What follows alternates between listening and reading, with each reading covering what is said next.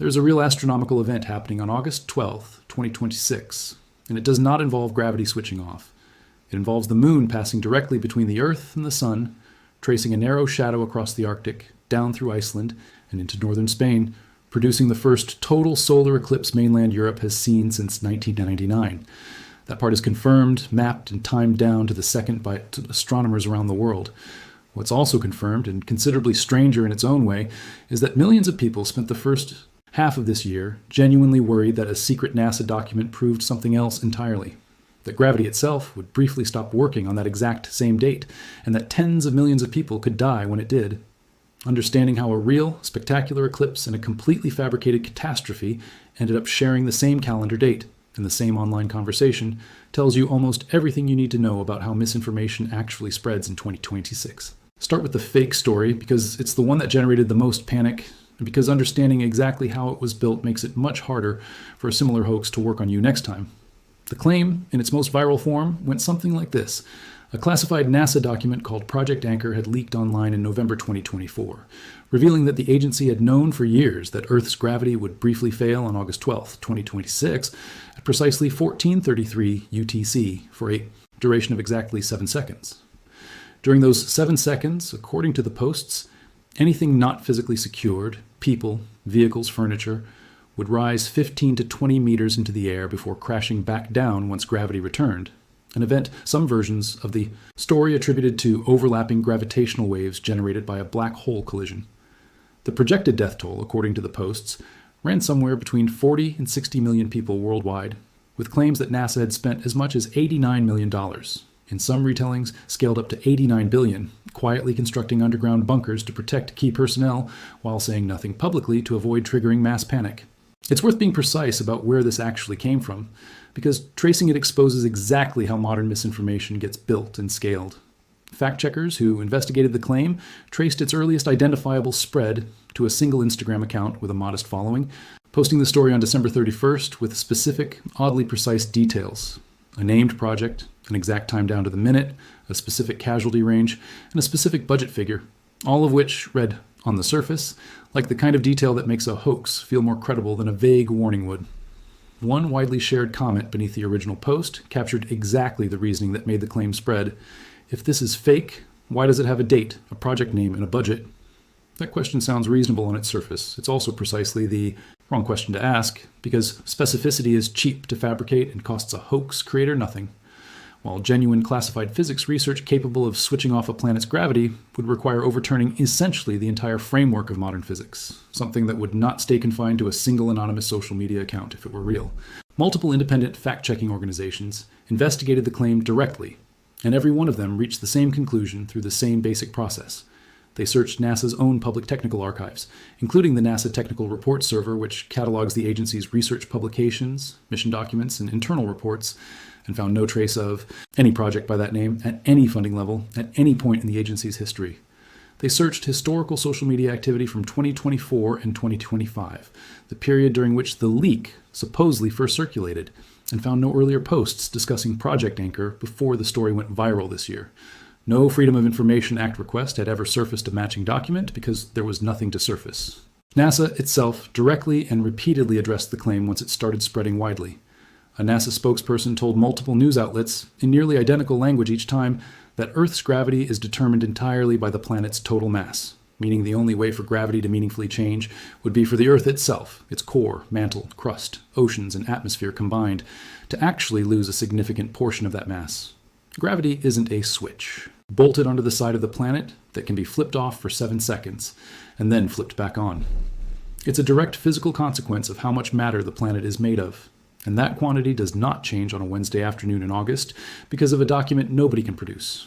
NASA's senior science communicator, speaking to reporters covering the story, noted that some version of this exact genre of claim that the agency has secretly discovered gravity itself is unstable resurfaces almost every year in one form or another, which is itself a useful piece of context.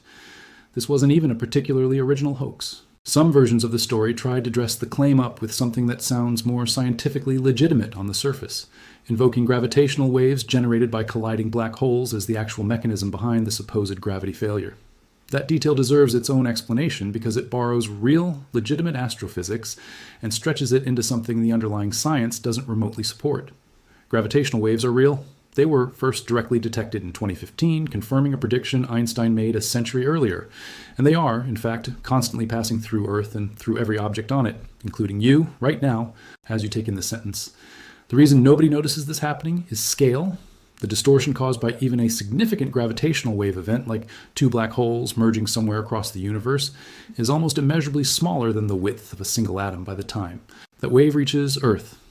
A black hole expert at the University of Hertfordshire, addressing this specific claim directly, explained that detecting these waves at all requires some of the most sensitive scientific instruments ever built, instruments capable of measuring distortions thousands of times smaller than a proton. Given that gravitational waves travel at the speed of light, predicting one with a kind of precise, minutes-level timing the hoax claimed would additionally require a technology capable of seeing an event happening light years away before the wave itself has even arrived, a capability that would represent a complete rewrite of known physics on its own, entirely separate from the gravity loss claim itself. In short, the science-sounding explanation wasn't a simplified version of something real. It was invented language wrapped around a real phenomenon, specifically to make an impossible claim sound plausible to someone without a physics background. So why did a story this easy to disprove spread as widely as it did? Part of the answer is straightforwardly structural.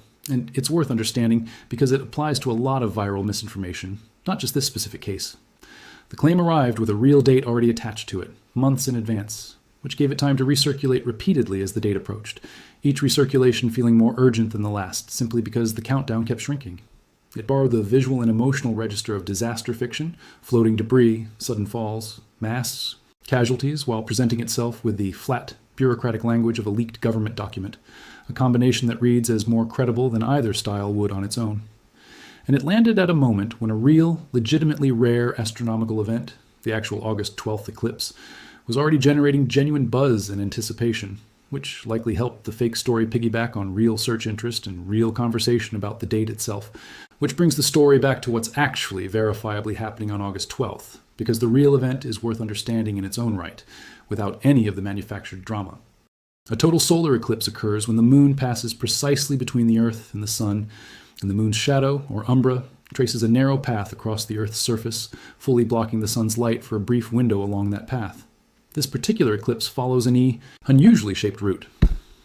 Rather than the more typical west-to-east track most solar eclipses follow, this one begins at sunrise on the remote Taimyr Peninsula in northern Siberia, arcs up and over the North Pole region, and then curves south, crossing eastern Greenland, skimming the western coast of Iceland, continuing south across the North Atlantic, and finally reaching land again across northern Spain, and a small section of northwestern Portugal before the path ends at sunset over the Mediterranean. Totality, the period during which the sun is completely covered, lasts at its longest point roughly 2 minutes and 18 seconds, occurring over open ocean west of Iceland. On land, the two countries positioned to see the most dramatic version of the event are Iceland, where totality begins around 5:45 in the evening local time along the Snæfellsnes Peninsula on the country's western edge, and Spain, where the path of totality is unusually wide, stretching roughly 290 kilometers across, and passes near several major population centers, making it accessible to millions of potential viewers without extensive travel. For Spain specifically, this represents a genuinely historic moment. The last total solar eclipse visible from mainland Spain occurred back in 1905, well over a century ago. For observers outside that narrow path of totality, including most of continental Europe, the eclipse will still be visible, just as a partial eclipse, with the moon covering a significant but incomplete portion of the sun's disk. The exact percentage of coverage depends heavily on location relative to the path, with areas closer to the center line seeing deeper coverage than areas farther away. Anyone planning to watch, whether experiencing totality directly or a partial eclipse from farther away, needs to take eye safety seriously, and this is worth stating plainly because it's the one part of eclipse viewing where genuine physical harm is possible. Even when the sun is 80 or 90% covered by the moon, the remaining sliver of direct sunlight is still bright enough to cause serious, permanent eye damage if viewed without proper protection. Ordinary sunglasses, no matter how dark, and no matter how many pairs are stacked together, do not provide adequate protection. Neither do old welding glasses of unknown or uncertified filter rating or improvised filters of unverified origin. Certified Eclipse glasses, meeting the appropriate international safety standard and free of scratches or pinholes, are the only reliable, Method for direct viewing during the partial phases. The only time it becomes safe to look at the eclipse without any filter at all is during the brief window of full totality itself, when the sun's disk is completely covered and only the surrounding solar corona remains visible, and that window closes the instant totality ends. There's a genuinely nice coincidence layered on top of the eclipse itself, and unlike the gravity hoax, this one is entirely real and independently verifiable. The night of August 12th into the 13th also marks the peak of the Perseid meteor shower, an annual event that returns reliably every August as Earth passes through debris left behind by a comet. Anyone who stays outside after the eclipse ends, watching through the evening into the night, has a genuine opportunity to catch a second astronomical event on the very same night, weather and light pollution permitting. Some reporting on this eclipse has additionally noted a 6-planet alignment visible in the pre-dawn sky around the same period, adding a third layer of astronomical activity to an already unusually active stretch for skywatchers. Stepping back, there's a broader lesson sitting inside the contrast between these two stories, one entirely fabricated and one entirely real, both attached to the exact same date. The fake story required nothing but a plausible-sounding name, a specific number, and a borrowed scientific term to travel across millions of screens in a matter of months, entirely disconnected from any actual document, agency statement, or physical evidence. The real story required nothing invented at all. Precise orbital mechanics, calculable centuries in advance, confirmed by multiple independent astronomical institutions, mapped down to specific streets and specific minutes, and available to anyone willing to check a space agency's own public data, rather than an anonymous account's unverifiable claim. The gravitational forces holding the Moon, Earth, and Sun in the exact alignment that produces this eclipse are the same gravitational forces the hoax claimed were about to briefly disappear. One of those two claims about gravity is confirmed by the actual eclipse happening on schedule. The other was never real in the first place. What happens on August 12th, in the end, is precisely what physics has predicted for it for centuries, and nothing more dramatic than that. A shadow will move across a curved planet at a specific, calculable speed. Millions of people in the right places, with the right protective glasses, will look up and see something genuinely rare and genuinely worth the trip. And somewhere, almost certainly, next year's version of the same tired hoax is already being written, with a new date, a new project name, and a new number attached, waiting for the next viral post to give it a life the physics never could.